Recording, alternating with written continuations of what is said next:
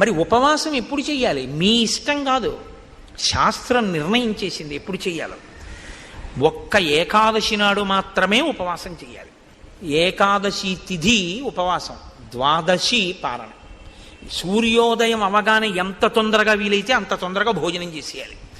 యంత్రాలని కూడా ఏం చేస్తామంటే షట్ డౌన్ అని ఆఫ్ చేస్తారు కొన్నాళ్ళు, ఓ 2 రోజులు విశ్రాంతిని ఇస్తారు, ఘర్షణ పుట్టేస్తుందని. మీరు ఈ శరీరంలో కొన్నింటిని ఆపడం మీ తరం కాదు, ఆపకూడదు కూడా. గుండె ఆపుతానంటే 2 రోజులు రెస్ట్ ఇస్తానంటే కుదరదు, ఊపిరితిత్తులు ఆపుతానంటే కుదరదు.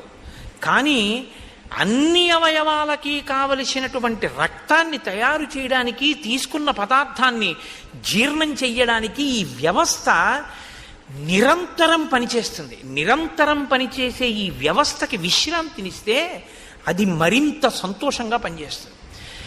ఈ శరీరానికి అన్నం ఇవ్వడం ఆపి